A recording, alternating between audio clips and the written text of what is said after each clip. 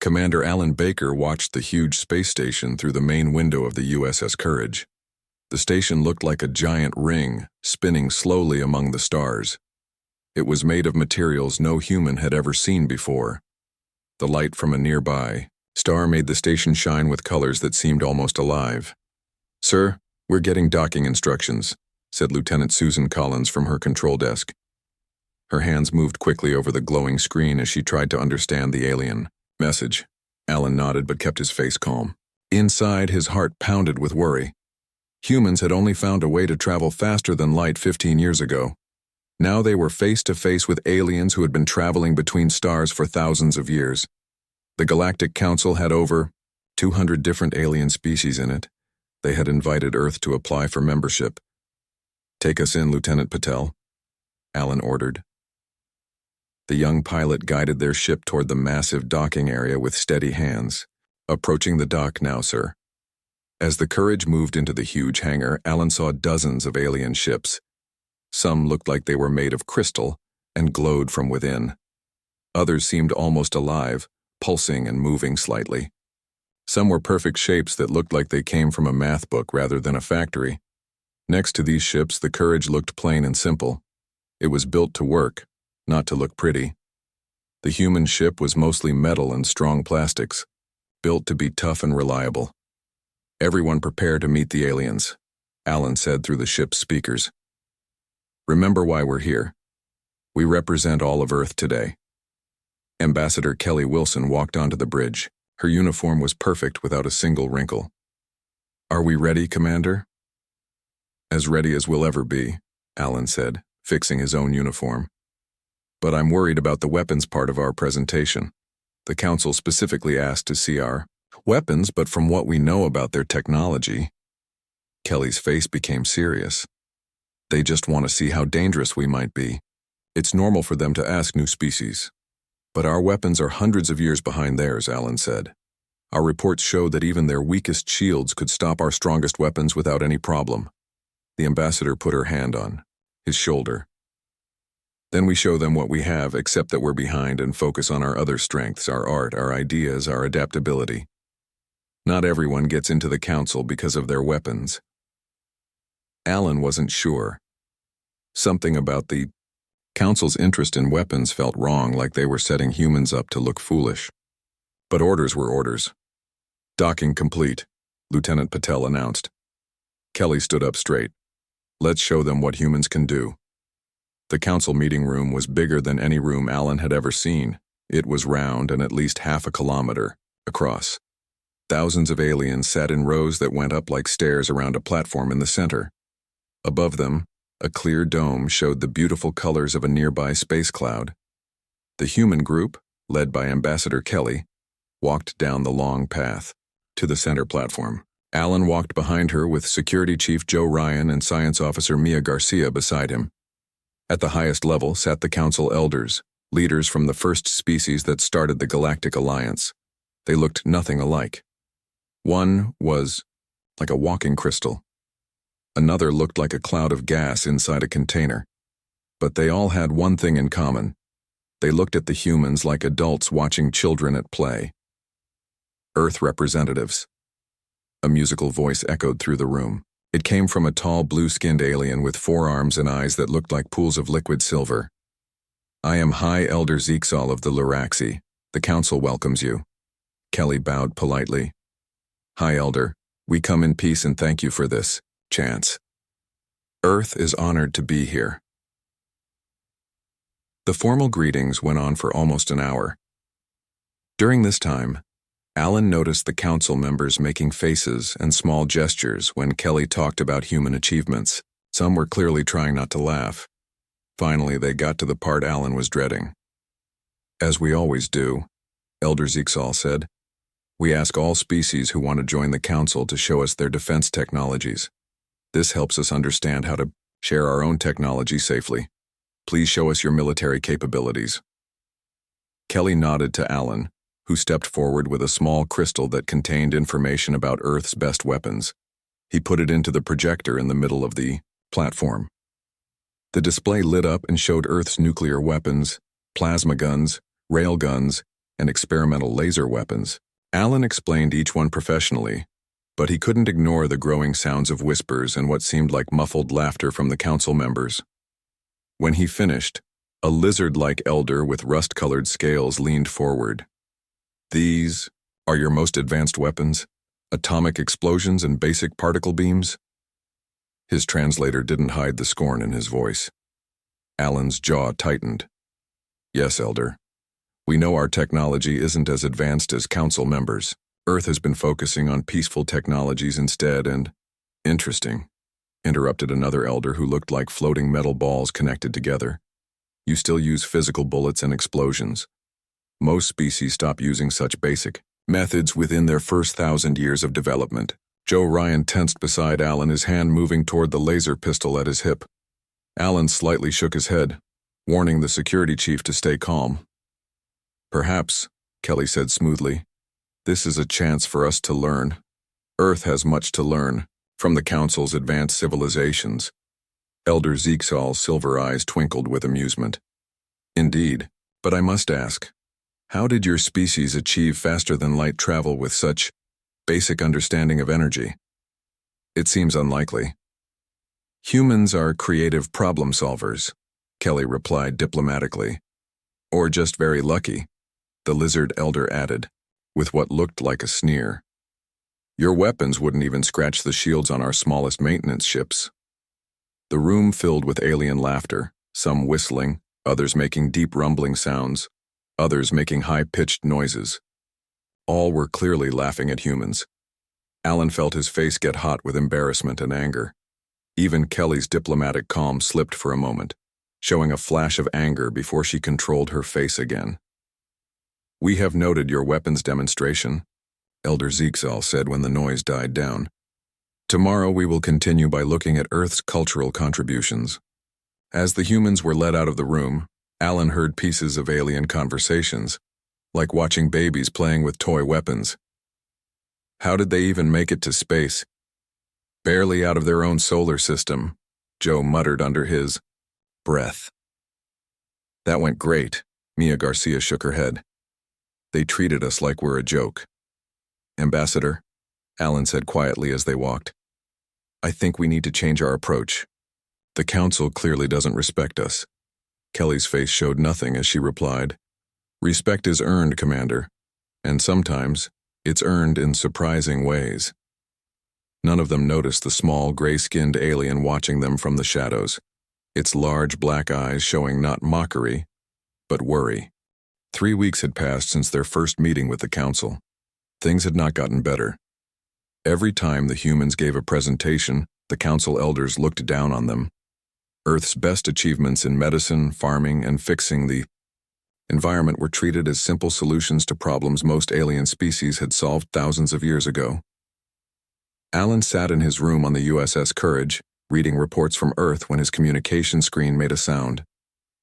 "Commander Baker, someone wants to come on our ship," said Lieutenant Collins. "It's someone from the Arcsur group." Alan was surprised. The Arcsur were newer council members, gray-skinned aliens with very large eyes. They had only joined the council 100 years ago. Until now, they had stayed away from the humans. "Bring them to the meeting room," Alan said. "Tell Ambassador Wilson to come too, and make sure Security Chief Ryan is there." When Alan entered the meeting room, he found a thin Arcsur waiting for him. The alien blinked its large black eyes slowly as it watched him. It was shorter than most humans, with a slightly too big head and thin hands with 6 fingers. "Commander Baker," the alien said in perfect English, its voice surprisingly pleasant. "I am Tixel, junior representative of the Arcsur Concordat." Alan started to offer his hand, then remembered that not all aliens understood human handshakes. He awkwardly put his hand down. "Welcome to the Courage, Representative Tixel. Why have you come to see us?" The door opened and Kelly and Joe came in. The ambassador smiled politely. "Representative Tixel, what a nice surprise." The Arcsur looked around the room, then touched a device on its wrist. A soft humming sound filled the air. "Privacy field," Tixel explained. "What I need to tell you must not be heard by certain people in the council." Joe's hand moved slightly toward his gun. but Kelly gave him a warning look. "I have come to warn you," Tixel said, speaking more quietly, even though the privacy field was on. "The Council isn't just being rude to your species. There is a reason behind their mockery of your weapons and technology." Alan and Kelly exchanged glances. "What kind of reason?" Alan asked. "The Council is divided on how to deal with new species," Tixel explained.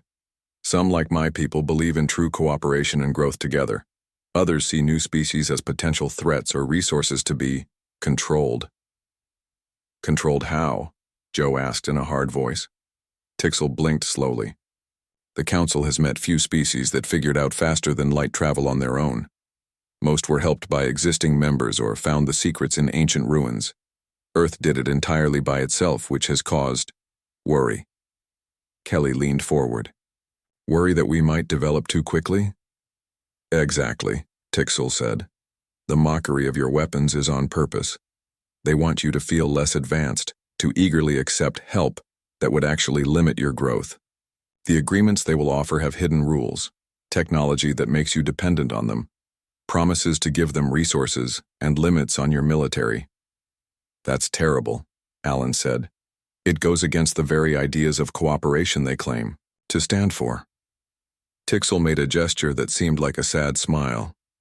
"Politics between stars is just as complicated as on your world, Commander. The Orcs were in your position not long ago. We accepted their terms, and while we are now Council members, we still depend on certain founding species for important technologies." "Why tell us this?" Joe asked with suspicion. "What do the Orcs get out of it?" "Balance," Tixel said simply. "The founding species have ruled too long without challenge. My government believes humanity has potential. We would rather see that potential grow than be limited." Before anyone could respond, Tixel's communication device made a soft sound. The alien's face showed alarm. "I must go. I've been here too long." Tixel turned off the privacy field and moved toward the door. "Tomorrow the Council will ask for a real demonstration of your weapons against a shielded target. They expect you to fail badly, making humans look even less advanced." "And if we refuse?" Kelly asked. "Then you confirm their suspicions that you know you are inferior," Tixel replied. "Either way, they think they win." With that warning, the Orcs left, leaving the humans in troubled silence. "I don't trust it," Joe said in the emergency meeting afterward. "This could be a trick, getting us to show abilities we haven't revealed." Mia Garcia, who had joined them after Tixel left, shook her head. "What the Orcs said matches patterns I've seen in Council meetings. They always push conversations toward making us admit what we can't do." Alan walked back and forth across the meeting room. If Tixel is telling the truth, we're being set up to fail. The demonstration tomorrow is meant to make us look bad. "Maybe," Kelly said thoughtfully. "Or it's a chance for us." Everyone looked at her. "A chance for what?" Alan asked. "To have our best weapons bounce off their shields while they laugh at us?" The ambassador's eyes showed something Alan hadn't seen before, a calculated look that seemed almost like a predator watching prey. "Commander Baker, how much do you know about Earth's military history?" "A fair amount, but I don't see."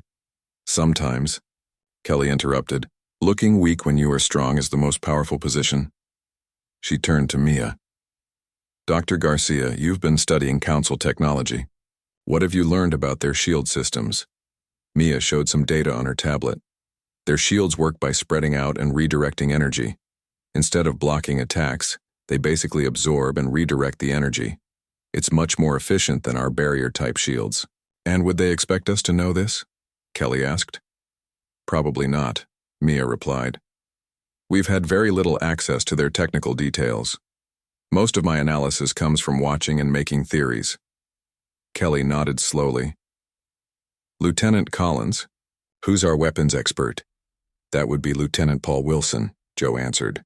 "Former Special Forces expert in both regular and experimental weapons." "Get him in here," Kelly ordered, "and send a secure message to Earth. Highest priority for Admiral John Hughes only." Alan stared at her. "Kelly, what are you planning?" The ambassador's smile was thin. A demonstration, Commander. Just not the one the Council is expecting. The next day, the human team returned to the Council chamber. This time, they were taken to a large viewing area that looked out into space. A cylinder-shaped object about the size of a small shuttle floated about 1 kilometer away from the station. Earth representatives, Elder Zeexel announced to the gathered council members and other aliens, "Today you will show how effective your weapons are against standard council defense technology. The target before you has a basic defensive shield, the kind used on civilian transport ships throughout council space." Alan stood stiffly beside Ambassador Kelly, very aware of the mocking looks from various council members. Behind them, Lieutenant Wilson waited quietly with a case attached to his wrist. "The shield strength has been lowered to match your technological level," the lizard elder added, not hiding his scorn. "Even so, we don't expect your weapons to have much effect. This is just educational, to help Earth understand how much more advanced you need to be for real council membership." Kelly stepped forward, keeping her diplomatic smile. "We appreciate the council thoughtfulness. Earth is always eager to learn." "You may begin when ready," Elder Zeexel said, settling back as if getting ready to watch something amusing. Kelly nodded to Alan, who turned to Lieutenant Wilson. "Prepare the demonstration weapon." Wilson opened the case, revealing what looked like a standard Earth military laser pistol, the same kind Joe carried. Several council members whispered in what sounded like disappointment. "This?" The lizard elder couldn't help himself. "This is your demonstration weapon, a handheld energy gun?" Alan could feel the collective dismissal from all the assembled aliens. It was exactly what they had expected. "With respect, Elder," Kelly replied smoothly, "we brought what we could fit on our diplomatic ship. Our larger weapon systems are still protecting Earth." Wilson handed the pistol to Alan, who stepped up to the firing position. A targeting system activated, giving him a clear line of sight to the shielded object. "Commander Baker will now demonstrate our current standard sidearm," Kelly announced. "We understand it may not impress the Council, but we appreciate your patience." Alan raised the weapon, aimed, and fired. A normal red beam shot out from the pistol, hitting the shielded target. As expected, the beam spread out harmlessly against a shimmering blue field that briefly became visible around the cylinder. Laughs and whispers spread through the council chamber. Alan lowered the weapon, keeping his face calm despite the humiliation. "As we thought," Elder Zeexel said, not unkindly but with clear superiority. "The shield absorbed and redirected the energy without any problem. Even our transport ships could withstand such attacks forever." "May we try once more?" Kelly asked. "Perhaps with a different setting." The elder made a gracious gesture with 2 of his 4 arms. "By all means. Though the result will be the same." Kelly nodded to Alan, who handed the pistol back to Wilson. The lieutenant made a small adjustment to the weapon before giving it back. Alan raised the pistol again, took careful aim, and pulled the trigger. This time, something completely different happened. Instead of a red beam, an almost invisible pulse left the weapon. When it hit the shield, nothing happened at first. For a brief moment, all was quiet. Then suddenly, the shield flickered, not just where the pulse had hit, but across its entire surface. Blue energy danced wildly across the cylinder, and then, with a flash of light visible even through the thick observation windows, the shield collapsed completely. A second later, the cylinder itself cracked down the middle, leaking air and inner parts into space. The council chamber fell into shocked silence. Alan lowered the weapon, trying to keep his face neutral despite the feeling of satisfaction at the stunned alien faces around him. Even Elder Zeexel seemed speechless, his silver eyes wide with disbelief. The lizard elder was the first to recover. What was that?" he demanded, standing up. "That was not a standard energy weapon." Kelly stepped forward. "No, Elder, it was not. What you saw was a phase disruption pulse, a technology Earth developed specifically to counter energy redistribution shields." "Impossible," another elder exclaimed. "Your species could not have developed such technology on your own."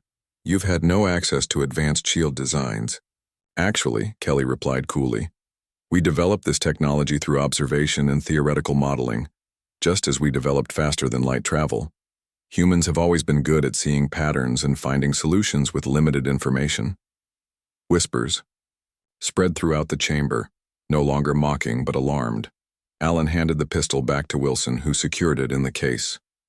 He noticed that several security guards from various alien species had moved into more alert positions.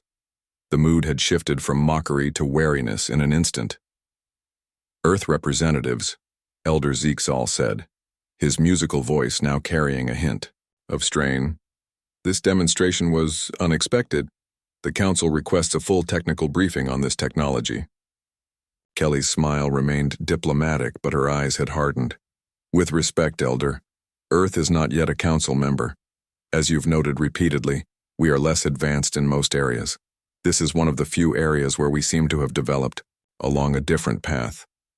Until our membership status is decided, we prefer to keep certain technological secrets, just as the Council does with non-member species. The challenge hung in the air. Alan watched as the Council elders exchanged meaningful looks. This session is temporarily adjourned, Elder Zeksal announced suddenly. The Council needs private discussion. Earth representatives will be called back when we are ready to continue. As they were escorted from the chamber, Alan leaned close to Kelly. What the hell was that? He whispered. That weapon wasn't in any Earth military inventory I've ever seen. Kelly's smile was mysterious. A calculated risk, Commander. One that seems to have paid off. But how? All will be explained, she interrupted quietly. But not here. The walls have ears, some of them quite literally. As they walked, Alan noticed something else. The way other species representatives were looking at them had completely changed. The dismissive glances had been replaced by calculating stares and hurried conversations in languages his translator couldn't understand.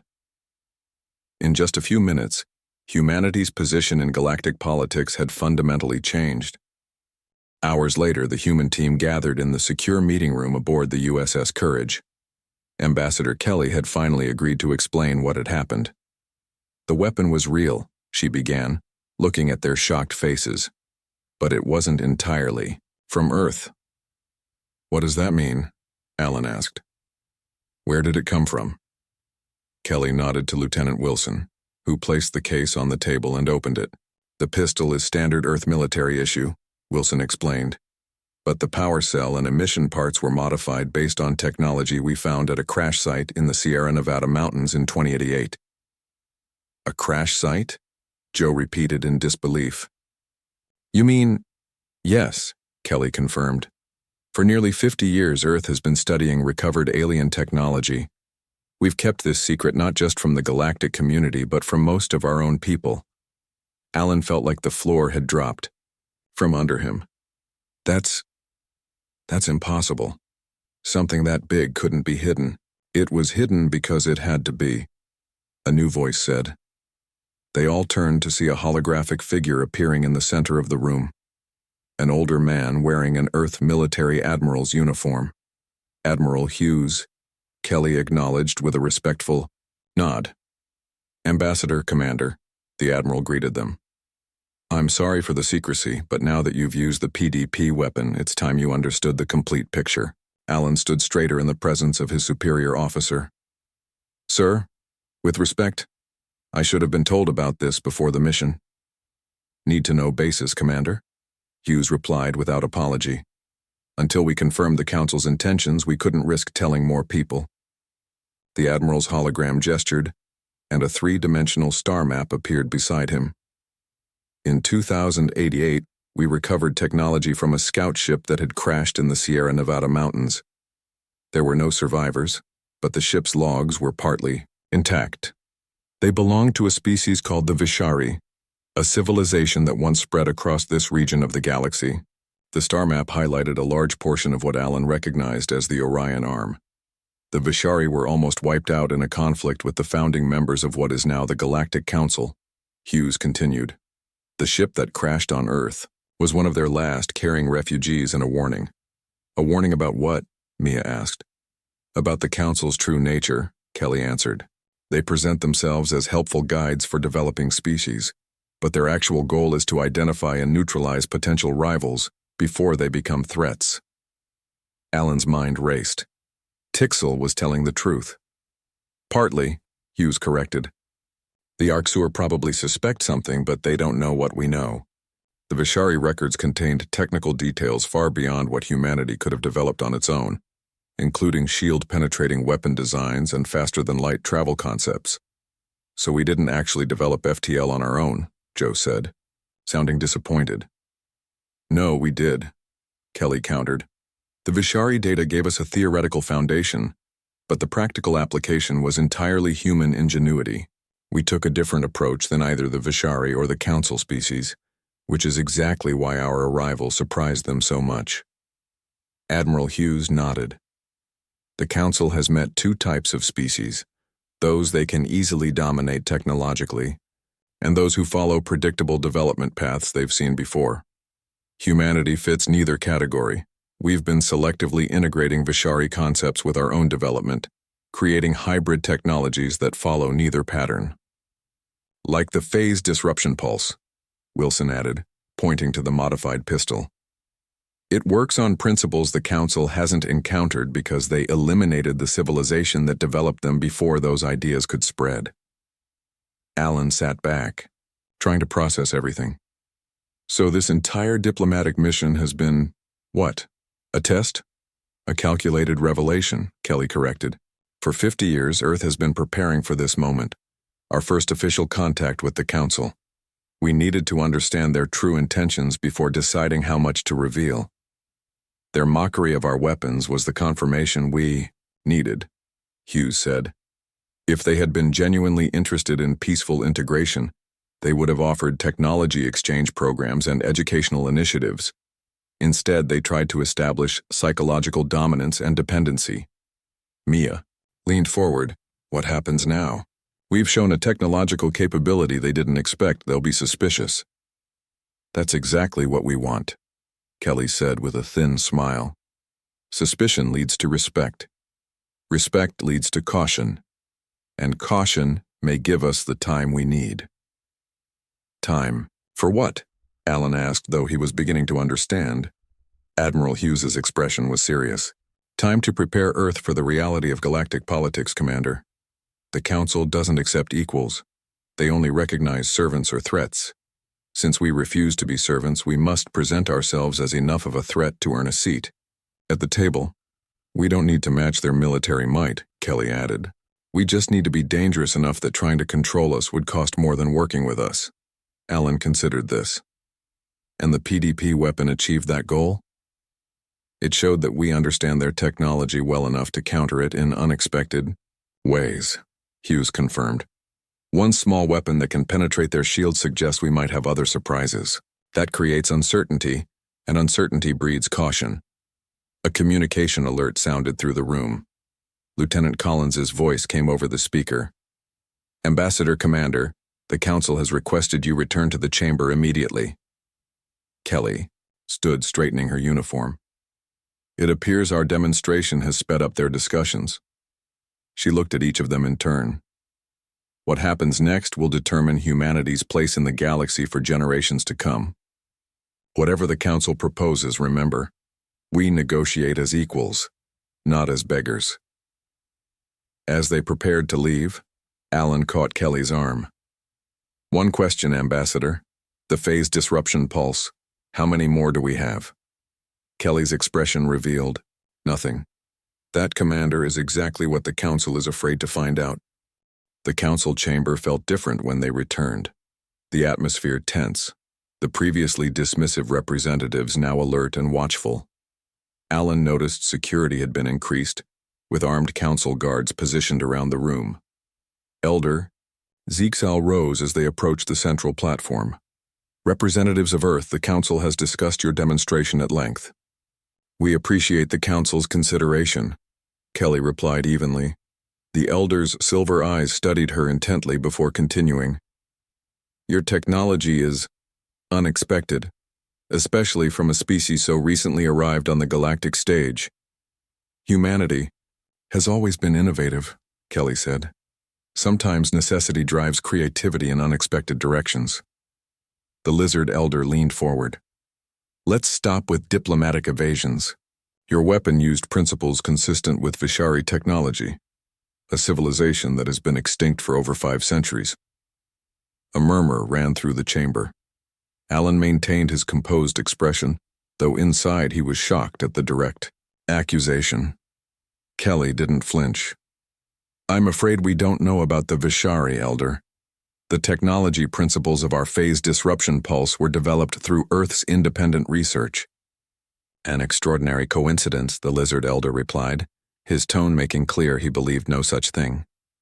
The universe is full of extraordinary coincidences, Kelly countered smoothly.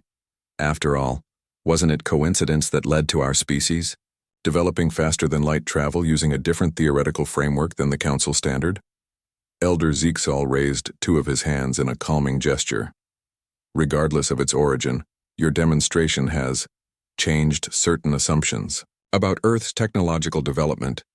The Council has reconsidered its approach to potential Earth membership. Alan noticed the subtle shift in phrasing, from Earth-seeking membership to the Council considering potential membership, as if they now had reservations about including humanity. We would be interested in learning the Council's revised position, Kelly said carefully. The Council proposes a period of mutual observation, Elder Zeexal announced. Earth will be granted observer status for a period of 10 standard galactic cycles. During this time, limited technological exchange will occur, focused primarily on non-military applications. At the conclusion of this period, permanent membership will be reconsidered. Alan recognized the proposal for what it was, a delaying tactic while the Council assessed humanity's true capabilities and potential threat level. Before Kelly could respond, a new voice spoke from the Council tiers. I object to this proposal. All eyes turned to Tixel, who had risen from the Arcsur delegation's seating area. Junior Representative, Elder Zeexal said, a note of warning, in his musical voice. This matter has been decided by full Council vote. Then I formally request the vote be reconsidered, Tixel replied, its large eyes unblinking. The Arcsur Concordat believes Earth has demonstrated sufficient technological advancement and cultural uniqueness to warrant immediate provisional membership, not mere observer status. Alan was surprised by the bold move. Tixel had hinted at Arcsur support, but this public challenge to the Council's decision was unexpected. Another representative stood, a being composed of what appeared to be swirling gases contained within a transparent shell. The mist collective seconds the Arcsur motion. Earth has shown intriguing potential. The chamber erupted with voices, some supporting, others objecting. Elder Zeexal raised all 4 arms, calling for order. It seems, Kelly whispered to Alan, we've become the center of a political divide that has existed within the Council long before our arrival. Alan nodded slowly. They're using us to challenge the founding species' authority. And we're using them to secure a better position, Kelly replied. Politics among the stars. No less complicated than on Earth, Alan finished. When order was restored, Elder Zeexal addressed the human delegation. It appears there is significant interest in your species' integration into galactic society. The Council will require additional deliberation. Kelly stepped forward. While the Council deliberates, Earth would propose an alternative arrangement. Rather than observer status or provisional membership, we suggest a bilateral cooperation framework, direct treaties between Earth and interested Council members, focused on specific areas of mutual benefit. The proposal was bold, essentially suggesting Earth would form alliances with individual Council members rather than accepting the collective authority of the Council itself. Such an arrangement is unprecedented, the Lizard Elder objected. So is Earth's development path, Kelly countered. Unprecedented situations call for innovative solutions. Elder Zeexal studied her for a long moment. Your proposal will be considered alongside other options. For now, this session is adjourned. As they were escorted from the chamber once more, Alan couldn't help but notice the changed dynamics. Several representatives from various species, nodded respectfully as they passed, while others watched with calculated interest. "It's working," Joe murmured as they walked. "Whatever game we're playing, it's working." "This isn't a game," Alan replied quietly. "It's the most important diplomatic move in human history." Kelly's pace was measured, her expression revealing nothing of her thoughts. "It's more than that, Commander. It's humanity's awakening to the reality of our place in the galaxy." "And what reality is that?" Alan asked. The ambassador's eyes met his, filled with determination and a hint of something that might have been both regret and pride. "That the stars are not a realm of peaceful exploration as we once dreamed," she said softly. "They are a battlefield of influence and power where respect is earned through strength. The Galactic Council mocked our weapons until the first shot was fired. Now they'll never underestimate humanity again." Behind them, the massive doors of the council chamber closed, but Alan knew something much greater had just opened. Humanity's true path among the stars, complicated, dangerous, and filled with both danger and promise. As the Courage prepared to return to the docking bay, Alan gazed out at the swirling nebula visible through the station's transparent walls. Somewhere out there were the remnants of the Vishari civilization, a species that had tried to warn Earth and had given humanity a fighting chance in a galaxy far more dangerous than they had ever imagined. For the Vishari, he whispered to himself, and for Earth. The end.